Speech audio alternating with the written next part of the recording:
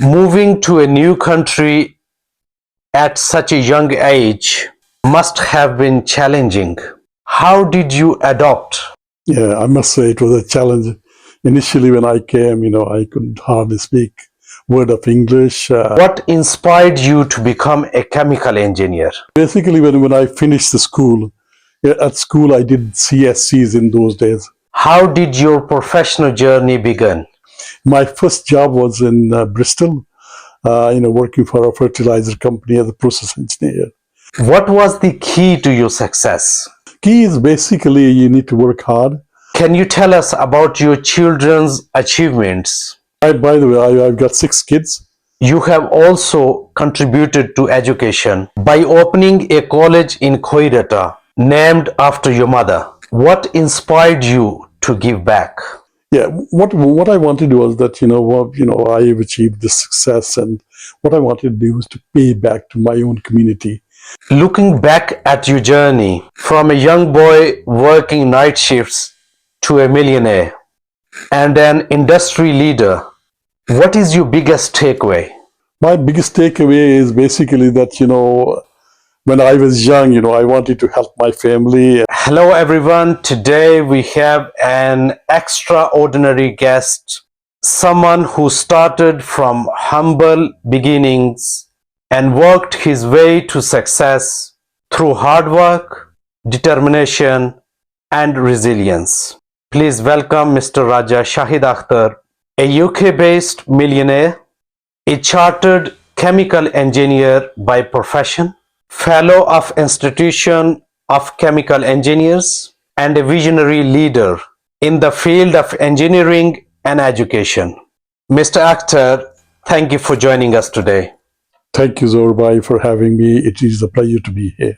Your journey started when your father moved from Pakistan to the UK in the 1960s. Can you tell us about your early life and how you came to the UK?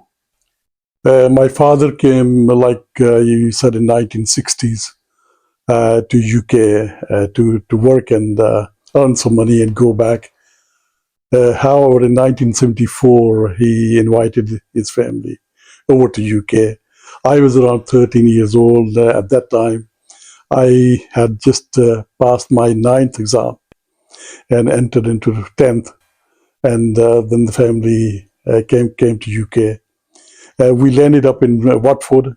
We stayed in Watford for around 3 months, and then we went to Bolton, and that is where I grew up. Moving to a new country at such a young age must have been challenging. How did you adapt? Yeah, I must say it was a challenge.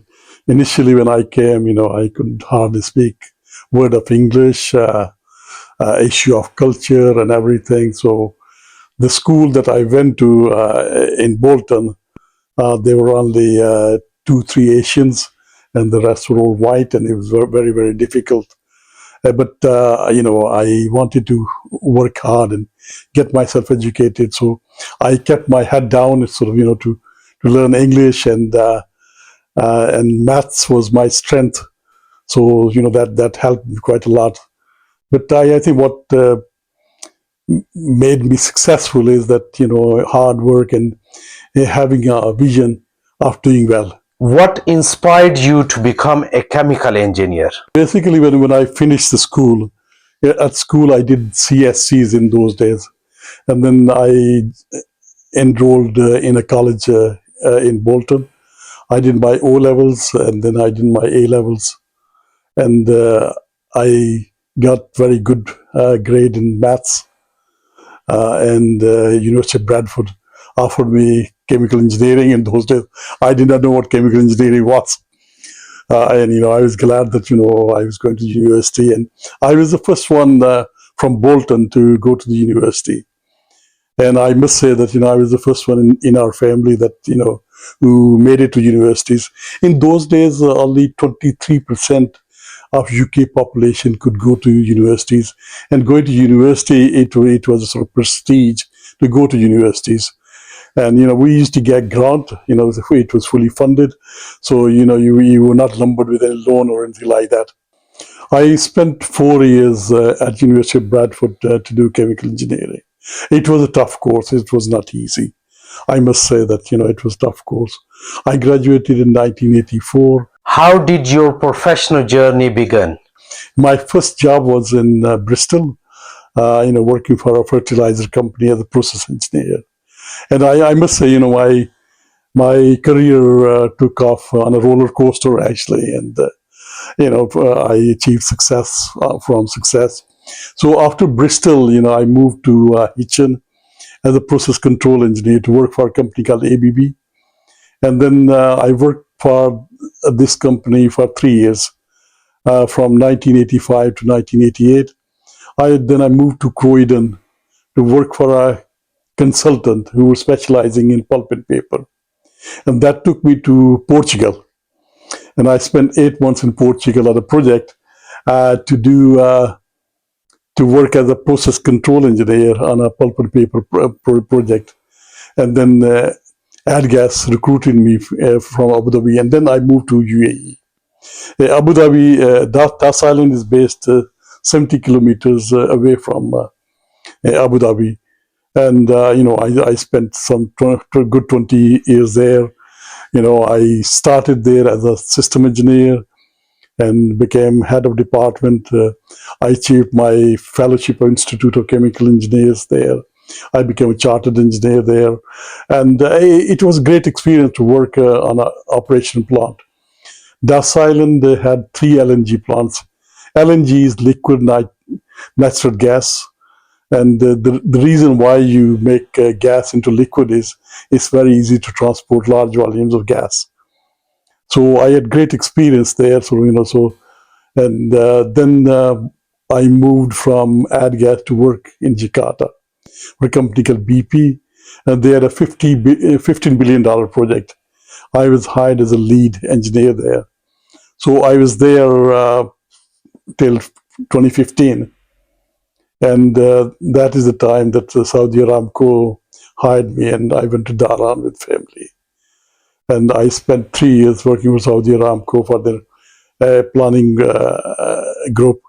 And they had a budget of $600 billion. And it was very good, working for Saudi Aramco was excellent. I came back in 2017 from Saudi Arabia and then started working here for Chevron. They had a project in Kazakhstan. And then 2020, I went to Dublin to work for a company called PM Group. And I started chairing hazard and operability studies. And that is exactly what I'm doing at the moment. So that is my sort of overview of the journey that I had. This is 30 odd years of journey, and I'm briefly sort of describing it. By the way, I got my MBA specialized in oil and gas in 2016. I got my certified project management professional in 2014 as well. So, I kept on getting my education, so getting educated, getting experience. So at the moment, I chair hazard and operability studies. I have chaired hazard and operability studies for companies like AstraZeneca, Johnson & Johnson, Ministry of Defense. There was a project in Plymouth. So, I've done quite a lot. So. What was the key to your success? Key is basically you need to work hard and you need to carry on improving yourself and, carry on learning. Because like I said, I achieved my MBA in oil and gas in 2016. And then, I got my PMP, that is Project Management Professional, in 2016 as well. So you have to carry on working hard, and you need to set your goals really high and work hard. And success does not come easy. You need to work hard and be on top of things. Can you tell us about your children's achievements? By the way, I've got 6 kids. I've got 4 boys and 2 girls. My eldest is 37 years old. He's a chemical engineer, so he followed on my footsteps and became chemical engineer in 2010.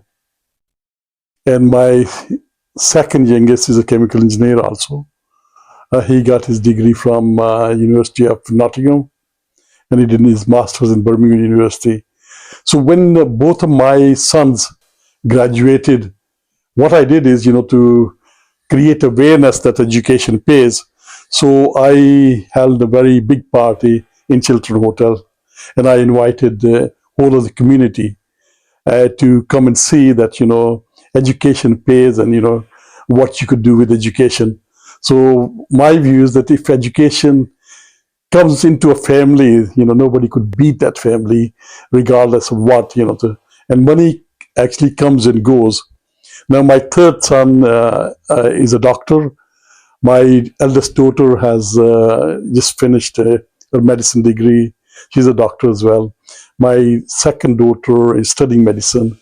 My youngest son is at college. So all of my children are educated. And I also got my brother to do medicine as well, and I fully funded him.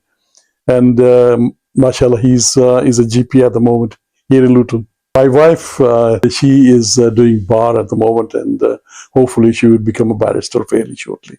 You have also contributed to education by opening a college in Khoirata named after your mother. What inspired you to give back?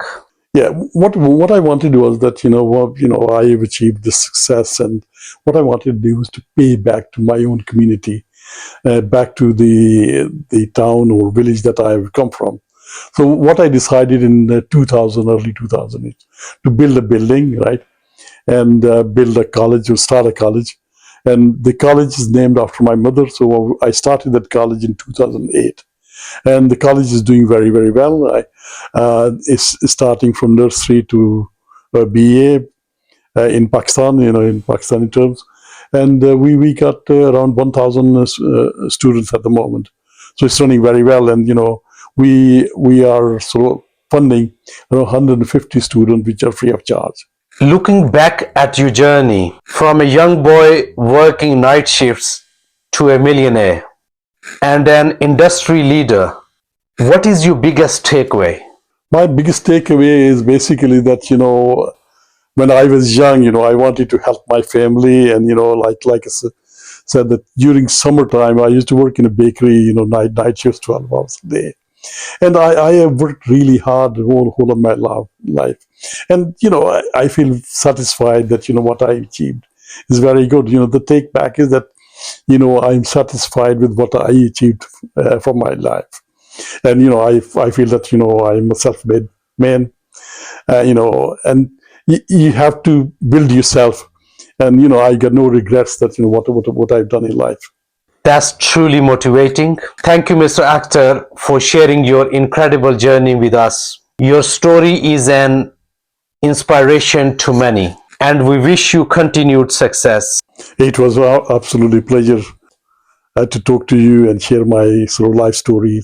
Thank you. आप देख रहे हैं explore UK जहूर अहमद के साथ।